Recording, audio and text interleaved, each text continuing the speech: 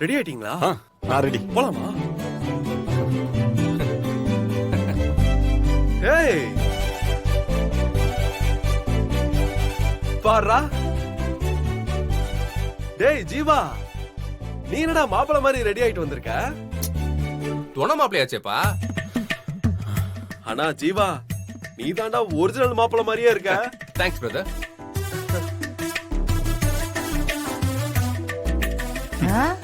என்னது? நான் அப்பத்தா எப்படி இருக்கு?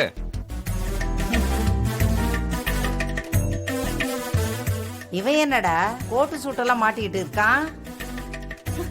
ஏதோ குடுகுடுப்புக்கார மாதிரி இருக்கு. ஐயோ ஐயோ. என்ன மதனி, அழகா தானே இருக்கான் பாக்க. மா நீ சொல்லுமா, பாக்க எப்படி இருக்க? நீ ராஜா மாதிரி இருக்கடா என் செல்லம். ஆஹா. ஏய், என்னமோ உனக்கு கல்யாணம் ஆகுற மாதிரி என்னடா டிப் டாப்பா ரெடி ஆகி நிக்கிற? இவன் இந்த மாதிரி கோட் சூட் எல்லாம் போட்டதான் உண்டு அம்மாச்சி. இவனுக்கெல்லாம் கல்யாணங்கிற ஒன்னே நடக்க போறது இல்ல. ஏய் தேவி, ஏன் இப்படி எல்லாம் பேசுற? பின்ன இவனுக்கெல்லாம் யாரு பொண்ணு கொடுக்க போறா?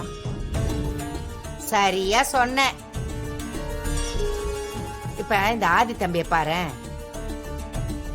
நல்லா படிச்சிருக்கு, சொந்த தொழில் பண்ணுது, வசதியான வீட்டு புள்ள, நல்ல மரியாதை தெரிஞ்சு வச்சிருக்கு. இந்த மாதிரி ஆளுங்களுக்கு தான் எத்தனை பொண்ணு வேணாலும் கிடைக்கும். அதுவும் கரெக்ட் தான் அம்மாச்சி. மீனாட்சி சரியான ஆளை தான் தேர்ந்தெடுத்திருக்கா. அவ படிச்ச பொண்ணுல, அவ வாழ்க்கைக்கு யார் சரியா இருப்பாங்கன்னு அவளுக்கு தெரியாதா என்ன? வேற வேலை இல்லாம இப்படி சுத்திக்கிட்டு திரியறான். வாழ்க்கையில ஏதாவது உருப்படியா பண்ணியிருந்தா தானே. அப்பத்தா, எதுக்கு அப்பத்தா இப்படி தேவையில்லாம பேசுறீங்க? அதுவும் சரிதான். நல்ல காரியம் நடக்கிறப்ப எதுக்கு இந்த வெட்டி பயலை பத்தி பேசிக்கிட்டு? எல்லா இடத்துலயும் வந்து நிக்கிறான் பாரு. ஏன் தம்பி, இவனை எதுக்கு கூடவே வச்சுக்கிட்டு இருக்க? அவர்தான் கூடவே இருக்காரு. அத்தை, அவன் தானே மாப்பிள்ளத்தோட. ஆமா, பெரிய தோழன்.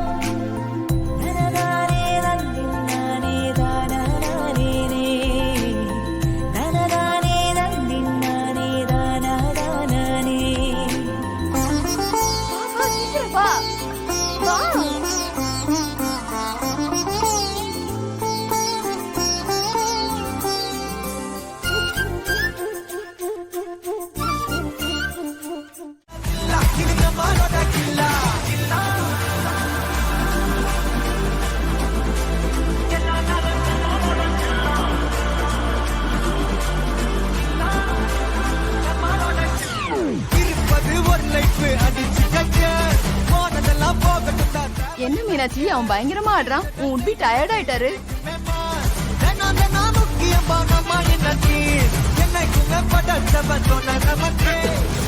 ஐயோ ஆதி ஆதி பாத்து ஆதி அடிபட்டுருச்சா ஓகே ஓகே ஒண்ணும் நோ இல்லைல்ல ப்ராப்ளம் என்ன மாப்ள அதுக்குள்ள கவுந்துட்ட அடி ஒண்ணும் பண்ணலையே okay Meenakshi okay I'm okay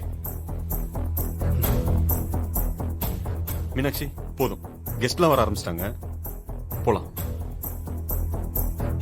உன்னால சும்மாவே இருக்க முடியாத ஜீவா மீனாட்சி நான் என்ன பண்ண நான் எதுவும் பண்ணல நீ கிளம்பு